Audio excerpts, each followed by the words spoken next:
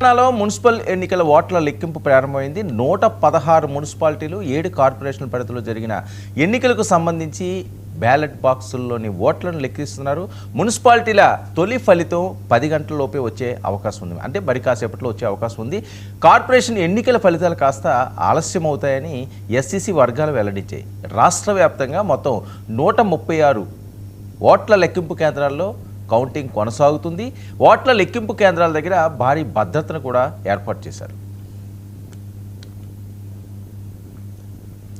ఇక తెలంగాణలో ఉత్కంఠంగా ఎదురు చూస్తున్న మున్సిపల్ ఎన్నికల ఓట్ల లెక్కింపు ప్రక్రియ కొనసాగుతుంది. రాష్ట్ర వ్యాప్తంగా 123 కేంద్రాల్లో ఈ ప్రక్రియ కొనసాగుతుంది.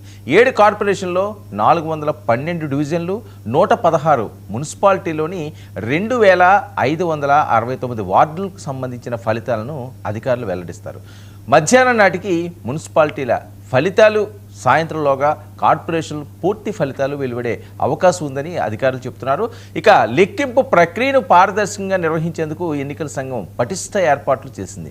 అన్ని కౌంటింగ్ కేంద్రాలు, స్ట్రాంగ్ రూముల వద్ద వెబ్కాస్టింగ్ ద్వారా రాష్ట్ర, జిల్లా అధికారులు నిరంతరం పర్యవేక్షిస్తున్నారు.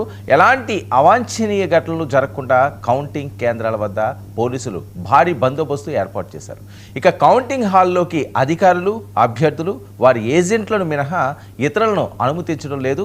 మొబైల్ ఫోన్లు, ఇతర ఎలక్ట్రానిక్ పరికరాలపై నిషేధాన్ని విధించారు. రైట్, ఇక ఆదిలాబాద్ వెళ్దాం. ఆదిలాబాద్లో సిచ్యువేషన్ ఏ రకంగా ఉంది, ఓట్ల ప్రక్రియ మొదలైందా అని మా శ్రీనివాస్ మనతో పాటుగా లైవ్లో సిద్ధంగా ఉన్నారు. శ్రీనివాస్,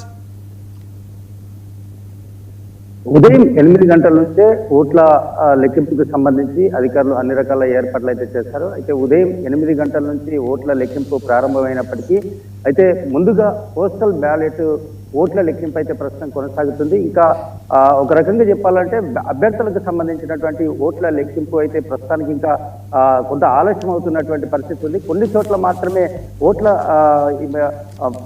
బ్యాలెట్ బాక్స్ లో ఉన్నటువంటి ఓట్లు అయితే వేస్తున్నాయి. ఆ ఓట్లు అన్నింటిని కూడా ఒక డ్రమ్ములో వేసి అన్ని కలిపి వాటన్నింటిని తీసి కూడా లెక్కింపుకు అయితే సిద్ధం చేస్తున్నటువంటి పరిస్థితి ఉంది. అయితే ఒక్కొక్క రౌండ్కి సంబంధించి 1000 ఓట్ల సంబంధించి ఓట్ల కట్టలు కట్టి ఆ విధంగా 2 రౌండ్లలో పూర్తి చేసేటువంటి ఏర్పాట్లు అయితే చేశారు.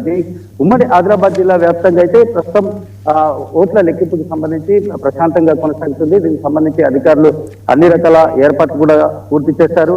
అయితే ఆదిలాబాద్ మున్సిపాలిటీకి సంబంధించి టీటీడీసీలో ఓట్ల లెక్కింపు కేంద్రాన్ని ఏర్పాటు చేశారు. మొత్తం 49 వార్డులకు సంబంధించి 49 టేబుల్లు ఏర్పాటు చేశారు.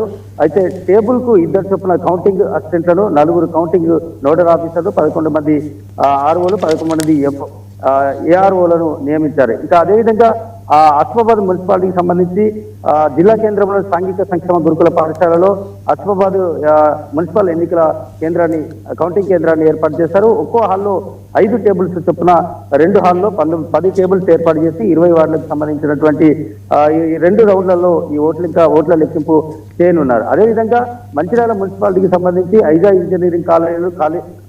ఇంజనీరింగ్ కళాశాలలో ఓట్ల లెక్కింపు అయితే చేపట్టడం జరిగింది. 60 డివిజన్లకు 60 టేబుల్లను ఏర్పాటు చేశారు. 132 మంది కౌంటింగ్ అసిస్టెంట్లు, 69 మంది సూపర్వైజర్లు, 2 టేబుళ్లకు ఒక్కొక్కరు చొప్పున 30 మంది ఎన్నికల రిటర్నింగ్ అధికారులను అక్కడ ఏర్పాటు చేయడం జరిగింది.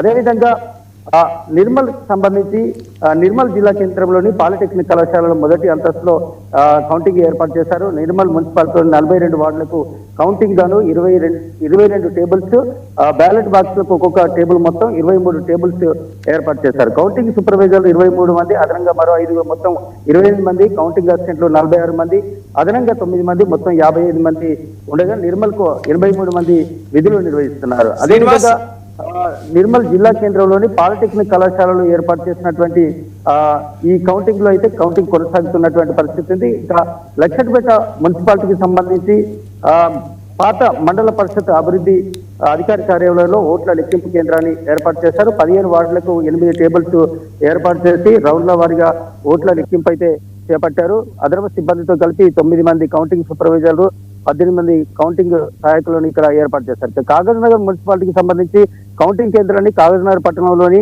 డిఏవి పాఠశాలలో ఏర్పాటు చేశారు. 30 వార్డులకు 2 రౌండ్లలో కౌంటింగ్ ప్రక్రియ ఇక్కడ పూర్తి చేయనున్నారు. అదేవిధంగా చెన్నూరుకు సంబంధించి చెన్నూరు ప్రభుత్వ పాఠశాలలో ఓట్ల లెక్కింపు చేస్తున్నారు. మొత్తం 18 వార్డులకు కానీ ఇక్కడ 9 రూమ్లలో ఒక్కొక్క టేబుల్ చొప్పున ఏర్పాటు చేశారు. తొలి రౌండ్ లో 9 వార్డుల ఫలితాలు ఇక్కడ లెక్కిస్తారు. ఫలితాలు వెల్లడించాక రెండో రౌండ్ లో మరో 9 వార్డుల ఓట్ల లెక్కింపు కొనసాగుతుంది. 10 మంది కౌంటింగ్ సూపర్వైజర్లు, 20 మంది కౌంటింగ్ సహాయకులను నియమించారు. మొత్తంగా తీసుకున్నట్టయితే ఉమ్మడి ఆదిలాబాద్ జిల్లా వ్యాప్తంగా అయితే కౌంటింగ్ ప్రక్రియ ప్రశాంతంగా కొనసాగుతుంది. అయితే అభ్యర్థులకు సంబంధించినటువంటి ఓట్ల లెక్కింపు అయితే కొంత ఆలస్యం అవుతుంది. ఎందుకంటే ఉదయం 8 గంటల నుంచే ఇక్కడ ఓట్ల లెక్కింపు చేపట్టాల్సి ఉండగా మొదటగా బ్యాలెట్ బాక్సులకు సంబంధించి లెక్కింపు అయితే కొనసాగుతున్నటువంటి పరిస్థితి ఉంది. అయితే ఎంతో ఉత్కంఠగా ఎదురు చూస్తున్నారు. అభ్యర్థుల భవితవ్యం అంటే మధ్యాహ్నం వరకు తేలేటువంటి అవకాశాలు ఉన్నాయి. అంటే మధ్యాహ్నం మున్సిపాలిటీలకు సంబంధించినటువంటి అభ్యర్థుల భవితవ్యం తేలనుంది. అదేవిధంగా కార్పొరేషన్లకు సంబంధించి, ఎందుకంటే కార్పొరేషన్ల అభ్యర్థుల పోటీ చేసిన అభ్యర్థుల సంఖ్య ఎక్కువ కాబట్టి సాయంత్రం వరకు ఈ కార్పొరేషన్లకు సంబంధించినటువంటి ఫలితాలు వెల్లడయ్యేటువంటి అవకాశాలు ఉన్నాయి. అయితే ఇన్ని రోజులుగా ప్రచారంలో మునిగి తేలి గెలుపుపై ధీమా వ్యక్తం చేసినటువంటి అభ్యర్థులు ఇప్పుడు ఉత్కంఠతతో ఎదురు చూస్తున్నటువంటి పరిస్థితి ఉంది. ఎవరు ఎక్కడ గెలుస్తారు, ఏ రకంగా గెలుస్తారు, అంటే ఎవరిని గెలుపు వరిస్తుంది అని చెప్పేసి కూడా అందరూ కూడా ఉత్కంఠగా ఎదురు చూస్తున్నటువంటి పరిస్థితి ఉంది. అయితే ఉమ్మడి ఆదిలాబాద్ జిల్లాలో ఈ కౌంటింగ్ కేంద్రాల వద్ద అయితే భారీ బందోబస్తు ఏర్పాటు చేశారు. పూర్తిగా నిఘా కెమెరాలో ఈ ఓట్ల లెక్కింపుకు సంబంధించి అయితే పూర్తిగా కెమెరాలు ఏర్పాటు చేశారు. అదేవిధంగా పోలీసులు ఎవరిని కూడా అనుమతించకుండా గట్టి భద్రతా చర్యలు కూడా చేపట్టారు. అయితే ఇక్కడ భద్రతా పరంగా కూడా ఎప్పటికప్పుడు పర్యవేక్షణలో ఉన్నతాధికారులు కూడా పర్యవేక్షిస్తున్నటువంటి పరిస్థితి కూడా ఉంది. ఇక మరి కాసేపట్లో మొదటి వార్డుకు సంబంధించినటువంటి లెక్కింపు వచ్చేటువంటి అవకాశాలు ఉన్నాయి. ఎందుకంటే ఇప్పటికే చాలా ఆలస్యమైంది. సుమారుగా గంటన్నర టైం అవుతుంది. అయినప్పటికీ కూడా ఇంకా మొదటి రౌండ్కు సంబంధించి ఫలితాలు అయితే వెల్లడి కాలేదు. కొంత ఆలస్యంగా ఈ ఎన్నికల కౌంటింగ్ అయితే కొనసాగుతుందని చెప్పొచ్చు. ఎందుకంటే పోస్టల్ బ్యాలెట్ కి సంబంధించినటువంటి కౌంటింగ్ ఇంకా చేపట్టారు. శ్రీనివాస్, రైట్, ఓకే, కౌంటింగ్ ప్రక్రియ మొదలయ్యింది. సో ట్రెండ్స్ ఏ రకంగా కనిపిస్తున్నాయి? నిన్నటి వరకు ఉన్న మౌత్ పబ్లిసిటీ అవనియండి, లేకపోతే వేరే వాళ్ళు చెప్పిన అంశాలు అవనియండి, ఆ కాన్ఫిడెన్స్ లెవెల్స్ ఎవరికి కనిపిస్తున్నాయి? ఏ పార్టీ వైపు మొగ్గు చూపించి ఉంటారు మున్సిపాలిటీలో అనేది ఒక అంశం అయితే, మరొక అంశం ఆల్రెడీ క్యాంప్ రాజకీయాలు మొదలైనవి అని చెప్తున్నారు. వాస్తవా? అంటే క్యాంపు ఏదైతే కౌంటింగ్ ప్రారంభం కాకముందే నిన్నటి నుండే క్యాంపు రాజకీయాలు మొదలయ్యాయి. ఇటు BJP party, Congress party, BRS కు సంబంధించినటువంటి అభ్యర్థులను కొంతమంది ఉత్తరప్రదేశ్, మధ్యప్రదేశ్ తో పాటు మహారాష్ట్రకు ప్రత్యేకంగా ఏర్పాటు చేసినటువంటి బస్సుల్లో తరలించారు.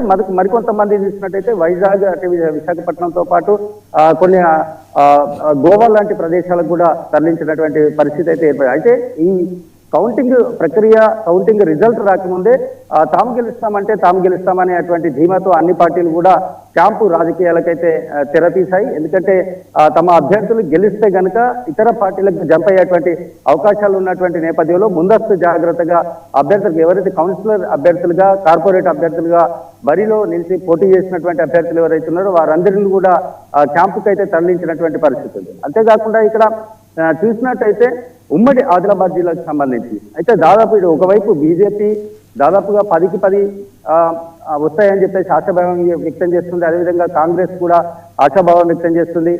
బీఆర్ఎస్ ఒక 4 స్థానాల నుంచి ఆశాభావం వ్యక్తం చేస్తున్నటువంటి పరిస్థితి కూడా ఉంది. కానీ ఒక రకంగా తీసుకున్నట్టయితే ఎగ్జిట్ పోల్స్ ప్రకారంగా కనుక తీసుకున్నట్టయితే ఉమ్మడి ఆదిలాబాద్ జిల్లాలో ఉన్నటువంటి 10 మున్సిపాలిటీలకు సంబంధించి 10 మున్సిపాలిటీల్లో అంటే మనకు అందుతున్నటువంటి సమాచారం వరకు అంటే బీజేపీకి ఒక 4 వచ్చేటువంటి అవకాశాలు ఉన్నాయి. అదేవిధంగా కాంగ్రెస్ కు ఒక 4 మున్సిపాలిటీలు, బీఆర్ఎస్ కు ఒక 2 మున్సిపాలిటీలు అయితే కైవసం చేసుకునేటువంటి అవకాశాలు ఉన్నాయి. కానీ ఇరు పార్టీలు ఎవరికి వారే ధీమా వ్యక్తం చేస్తున్నారు. కానీ ఇక్కడ మంచిర్యాల మున్సిపాలిటీకి సంబంధించి కూడా 60 ఏదైతే డివిజన్లు ఉన్నాయో కార్పొరేషన్లు 60కి 60 ధీమా వ్యక్తం చేస్తున్నారు. కానీ 40 వరకు ఉన్నాయని చెప్పేసి ఎగ్జిట్ పోల్స్ అయితే చెప్పారు. Right, okay, thank you for the updates Srinivas. మళ్ళీ మిమ్మల్ని కాంటాక్ట్ చేస్తాము.